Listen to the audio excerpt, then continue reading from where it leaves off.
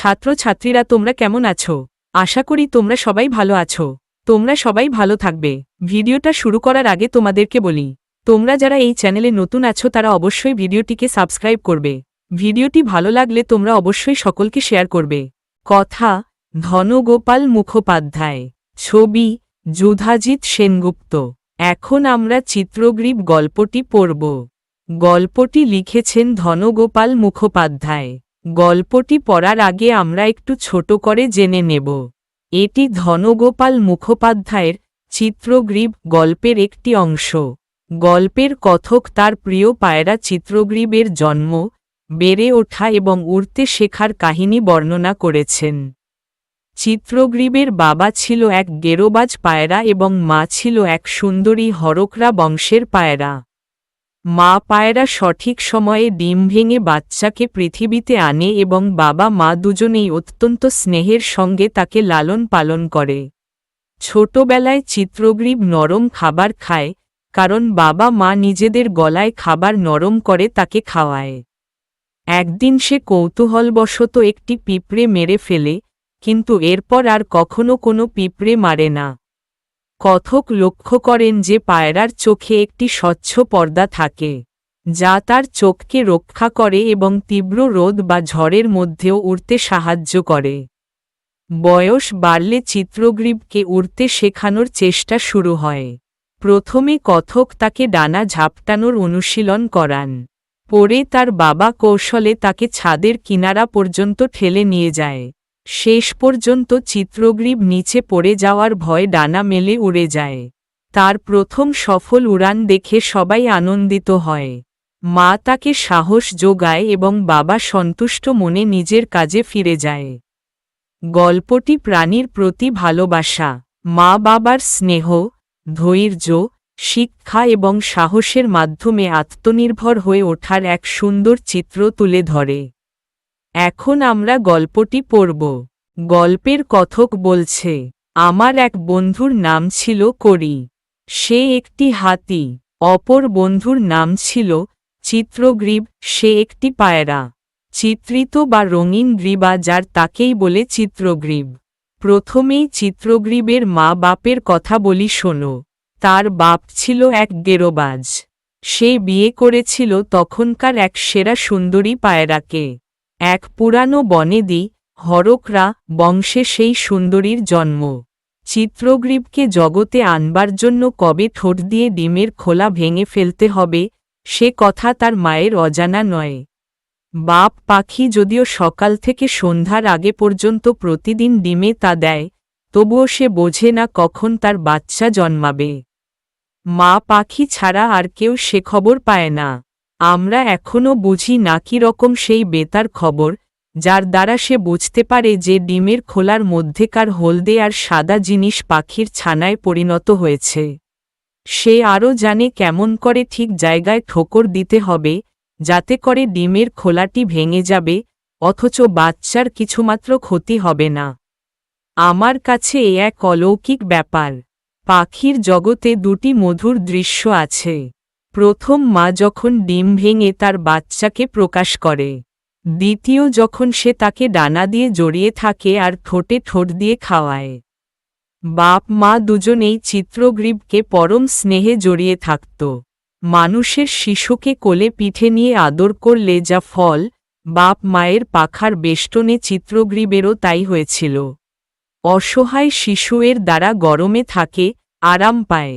বেশ মনে পড়ে, জন্মের দ্বিতীয় দিন থেকে যখনই বাপ মার মধ্যে একজন কেউ খোপের মধ্যে উড়ে আসত, তখন কেমন করে বাচ্চার ঠোঁট দুখানা আপনা আপনি ফাঁক হয়ে যেত, আর তার লাল টুকটুকে দেহ হাঁপড়ের মতো ফেপে ফুলে উঠত।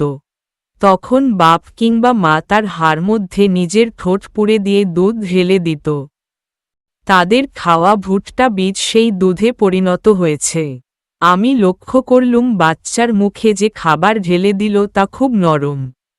বাচ্চার বয়স যখন প্রায় 1 মাস তখনও পায়রা তাকে কোনো কঠিন বীজ খেতে দেয় না। আপন গলার মধ্যে কিছুকাল বীজটি রাখার ফলে যখন তা নরম হয়ে যায়, তখনই তা বাচ্চার হজমের উপযোগী হয়। চিত্রগ্রীব জবর খাইয়ে হপ্তা 3 যখন তার বয়স, তখন একদিন সে খোপের দরজায় বসে আছে, এমন সময় একটা পিঁপড়ে তাকে পেরিয়ে ভিতরে ঢুকতে যাচ্ছে। অমনি গোটা পিঁপড়েটা দুটুকরো হয়ে গেল। চিত্রগ্রীব মরা পিঁপড়েটার উপর নাক নামিয়ে আপন কীর্তি লক্ষ্য করে দেখতে লাগল। আমরা আশা করতে পারি কৃতকর্মের জন্য সে লজ্জিত হল। যাই হোক, জীবনে আর কখনো সে পিঁপড়ে মারেনি। হপ্তা 5 বয়সে সে খোপ থেকে লাফিয়ে লাফিয়ে বার হয়ে খোপের সামনে জলের মালসা থেকে জল খেতে আরম্ভ করলে।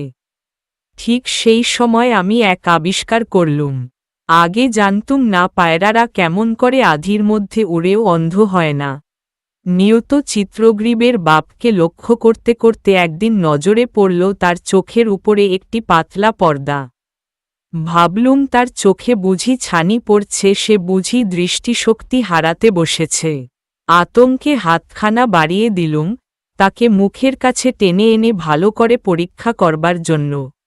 অমনি সে তার সোনালি চোখ খুলে ফেলে খোপের পিছন পানে টুপ করে সরে গেল। তবুও তাকে আমি চেপে ধরে ছাদের উপর নিয়ে গেলুম। তারপর বৈশাখের জ্বলন্ত সূর্যের আলোয় তার চোখের পাতা খুব ভালো করে পরখ করলুম। হ্যাঁ, রয়েছে বটে ঘুড়ির কাগজের মতো ফিনফিনে। এমনি করে আমি জানতে পারলুম যে এই পর্দাটি তার চোখ রক্ষা করে, এরই সাহায্যে ওই পাখি আধির মাঝে বা সোজা সূর্যের পানে উড়তে পারে। 2 হপ্তা বাদে চিত্রগ্রীব ওড়ার শিক্ষা পেলে। পাখি হয়ে জন্মালেও সে শিক্ষা খুব সহজ হয়নি। প্রথম শিক্ষা দেবে তার বাপ মা, আমিও সাধ্যমতো শেখাতে লাগলুম। প্রতিদিন কয়েক মিনিটের জন্য আমি তাকে কবজির উপর বসাই। তারপর হাতখানা অনেকবার উপর নিচে করে দোলাতে থাকি। সেই অস্থির দ্বারের উপর আপনাকে স্থির রাখবার চেষ্টায় তাকে ঘন ঘন ডানা খুলতে ও বন্ধ করতে হয়। এতে তার উপকার হয়, কিন্তু আমার শিক্ষা ওখানেই শেষ। যাই হোক, জ্যৈষ্ঠ মাস শেষ হবার অনেক দিন আগেই তার বাপ ছেলের শিক্ষার ভার নিলে। সেদিন সারাদিন দক্ষিণা বাতাসে শহরের উপরকার আকাশ তপ্ত হতে পারেনি। সে বাতাস সবে মাত্র থেমেছে। আকাশ স্বচ্ছ নির্মল উজ্জ্বল নীলকান্তমণির মতো। চারিদিক এমন পরিষ্কার যে অনেক দূর পর্যন্ত শহরের গৃহচূড়া দেখা যাচ্ছে। আরও দূরে মাঠ বাগান শস্যক্ষেত্র নজরে পড়েছে। বাপ উড়ে বেড়াচ্ছিল, নেমে এসে ঠিক তার পাশে এসে বসল।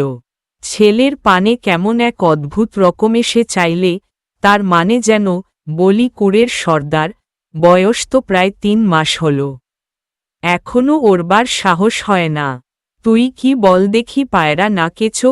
বেলা প্রায় 3টের সময় চিত্রগ্রীব ছাতের পাকা পাঁচিলের উপর রোদ পোহাচ্ছিল।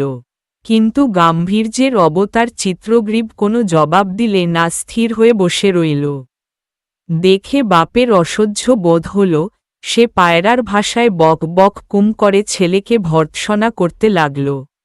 বকুনি এড়াবার জন্য চিত্রগ্রীব যতই সরে বসে, বাপও ততই এগিয়ে যায়, ডানার ঝাঁপ দিয়ে বক বকানিও থামে না। চিত্রগ্রীব কেবলই সরে সরে বসতে লাগল। বুড়ো কিন্তু তাতে নিরস্ত হল না, সে ও তার সঙ্গে লেগেই রইল। বকুনির মাত্রাও বেড়ে গেল। ছেলেকে ঠেলতে ঠেলতে পাঁচিলের শেষ প্রান্তে এমন জায়গায় উপস্থিত করলে যে উপর থেকে গড়িয়ে পড়া ছাড়া তার আর কোনো উপায় রইল না।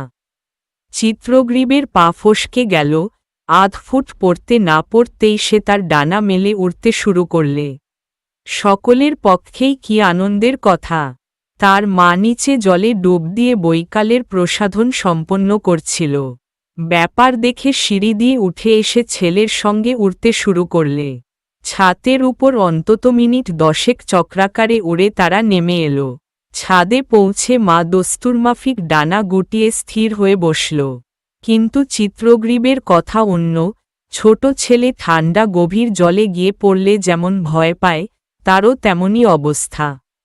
তার সারা দেহ কাঁপছে, নেমে এসেও ছাতের উপর পা পাততে পারছে না। তাল সামলাবার জন্য ডানা ঝটপট করে সে পিছলে বেড়াতে লাগল, পায়ে যেন চাকা বাঁধা আছে। উত্তেজনায় সে হাঁপাচ্ছে। তার মা এগিয়ে গিয়ে তার গা ঘেঁষে দাঁড়াল। কাজ ঠিকমতো সম্পন্ন হয়েছে বুঝে চিত্রগ্রীবের বাপ তৃপ্ত মনে স্নান করতে নেমে গেল।